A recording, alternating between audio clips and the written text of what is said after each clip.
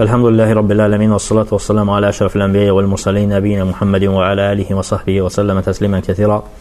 Əmmə bə'du fəusikum və nəfsi bi təqvallah. Ən birinci nəfsimə, sonra da sizə Allahdan qorxmağı tövsiyə edirəm. Və bugünkü dərsimizdə İmam Muzəni Rahiməhullahın Şərh-ü Sünnə kitabının şərhində İmam Muzəni Rahiməhullah yeni bir fəslə keçir və həmin fəsil də səfərdə namazın qısaldılması və səfərdə oruc və ya iftarın seçimli olması haqda bir fəsil. Yəni, səfərdə istəyirsən oruç tut, istərsən tutma və səfərdə namaz qısaldılar. Bu adlı bir fəslə başlayır İmam Muzəni və buyurur ki, və qasrus salati fil əsfar. Yəni, əhl-i sünnənin etiqadından budur ki, onlar səfərdə namazı qısaldarlar. Vəl-ixtiyarı fihi beynə siyəmi vəl-iftar.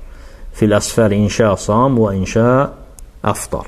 Yəni, buyurur ki, və səfərdə oruç tutmaqla orucu açmaq arasında seçim etmək və istəsə orucu tutar, istəsə də açar.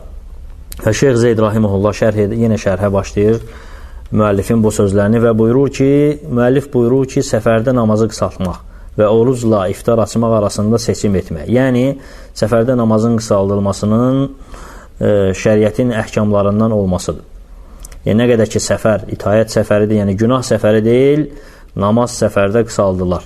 Və oruc tutmamaq arasında seçim etmək Əhl-i Sünnə vəl Cəmaənin etiqadına görə caizdir. Bu da Əhl-i Sünnə vəl Cəmaənin mənhəcidir və bu da Quran və Sünnəyə dayanır və Quran və Sünnədən olan dəlillərə əsaslanır və Allah Teala da Quran-ı Kərimdə Nisa surəsi 101-ci ayədə buyurur ki, فَلَيْسَ عَلَيْكُمْ جُنَاهٌ أَنْ تَقْصُرُوا مِنَ الصَّلَاةِ إِنْ خِفْتُمْ أَنْ يَفْتِنَكُمُ الَّذِينَ كَفَرُوا. Əgər kafirlərin sizi fitnəyə salacağından qorxursunuzsa, sizə namazı qısaltmaq günah olmaz.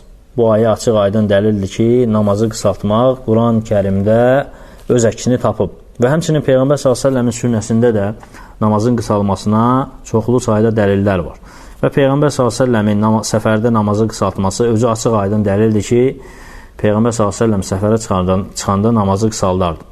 Və bu haqda Peyğəmbər s.ə.v-dən rəvayət olunan hədisdə gəlir ki, Peyğəmbər s.ə.v buyurur ki, Furidətis salati raka'ateyn fil hadari və səfər. Fəuqirə salatus səfəri və zidə fi salatil hadari. Buyurur ki, sallallahu aleyhi və səlləm, bu hədisdə namaz səfərdə də və daimi qaldığın yerdə də iki rükət olaraq fərz edilmişdir. Sonra səfərdə namaz iki rükət olaraq bərqərar oldu, yəni iki rükət olaraq qaldı və daimi qaldığın yerdə isə namaza artırıldı, yəni 4 rükət oldu. Və bu hədisdə İmam Buxari Ənsarların Fəziləti kitabında rəvayət edib. Həmçinin İmam Muslim Müsafirin namazı kitabı səhihində Müsafirin namazı kitabında 2406 rəqəmli hədisdə qeyd edib. Ona görə də Peyğəmbər s.ə.v vida həccində Mədinədən çıxdıqdan sonra vida həccində ta Mədinəyə qaydaran kimi namazını qısaldıb. Həmçinin Peyğəmbər s.ə.v-dən rəvayət olunan bütün hədislər göstərir ki, Peyğəmbər s.ə.v səfərdə heç vaxt namazı tam olaraq qılmayıb. Əksinə, səfərdə namazları qısaldıb. 4 rükətli namazları qısaldıb. Yalnız məğrib namazını necə var elə qılıb və həmçinin də sübh namazını necə var elə 2 rükət olaraq qılıb. Lakin digər namazları, zöhr, əsr və işə namazını isə Peyğəmbər s.ə.v səfərdə daima qısaldıb və heç vaxt tamamlamayıb. Və o oruca gəldikdə isə, yəni ki, müəllif buyurur ki, səfərdə orucu istəsə açar, istəsə tutar. Alimlər ittifaq ediblər ki, kim səfərə çıxarsa, o seçim edə bilər. İstəsə orucu tutar, istəsə orucunu açar. Necə ki, Ənəs ibn Məlik radiyallahu anhudan rəvayət olunan hədisdə gəlir ki, Peyğəmbər s.ə.v-lə Ramazan ayının 16-sından sonra döyüşə çıxdıq. Və bizlərdən bəzilərimiz oruç tutmuşdu, bəzilərimiz isə orucu açmışdı. Və oruç tutanlarımız orucu açanlara eyib etməzdilər və oruc açanlarımız da orucu tutanlara eyib etməzdilər. Və bu hədisdə İmam Buxari öz səhihində 1947 rəqəmli hədisdə, həmçinin İmam Muslim oruc kitabı 1116 rəqəmli hədisdə nəql edir. Və Peyğəmbər s.ə.v-lə səfərdə oruç tutmaq haqda nəql olan hədis isə çətinliklə, yəni taqəti çatmadan oruç tutanlara aiddir. Yəni o insan ki, səfərdə taqəti yoxdur və oruç tutacaqsa, zəifləyəcəksə, o insanlara Peyğəmbər s.ə.v səfərdə oruç tutmağı qadağan edib və onlara bu oruç tutmaqlarını eyib edib.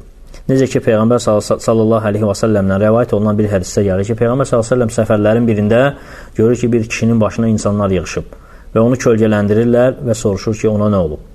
Və deyirlər ki, orucdur. Peyğəmbər sallallahu aleyhi və səlləm buyurur ki, leysə birra ən tasumu fis-səfər. Buyurur ki, səfərdə oruç tutmaq heç də yaxşılıqdan deyil, heç də yaxşılıqdan sayılmır. Bunu da İmam Buxari rahiməhullah, həmçinin İmam Muslim öz səhihlərində rəvayət ediblər. İmam Muslim oruç kitabında 1115 rəqəmli hədisdə, İmam Buxari isə 1946 rəqəmli hədisdə nəql edib. Və bu hədisdə o kəslərə aiddir ki, onlar səfərdə oruç tutlarında özlərini çətinliyə salırlar. Yəni, taqətləri çatmır və özlərini əziyyət edirlər oruç tutda, o kəslərə səfərdə oruç tutmaq olmaz. Lakin alimlər isə taqəti çatanın, yəni çətin olmayan kəs üçün, bir kəs ki, məşəqqət yoxdursa, həmin insanın səfərdə oruç tutmağı yoxsa orucu açmağı hansı daha əfsəldir, bu xüsusda ixtilaf edib alimlər. Və şək yoxdur ki, səfərdə orucu açmaq daha əfsəldir, çünki bu Allah Taala'nın iznidir, rüxsətidir və Allah Taala da verdiyi rüxsəti bəndəsi tərəfindən qəbul olunmasını sevər. Necə ki, Peyğəmbər sallallahu aleyhi və səlləmdən İbn Hibbanın səhihində və Təbərinin Avsat və Kəbir kitabında, həmçinin Beyhəqqi Şuabil İməndə və İmam Əhməd Musnədində rəvayət etdiyi hədisdə Peyğəmbər s.ə.v buyurur ki, Allah Taala verdiyi rüxsəti bəndəsi tərəfindən qəbul olunmasına sevinər. Allah Taala rüxsət verir və bəndəsinin o rüxsəti qəbul olunmasına Allah Taala sevinər.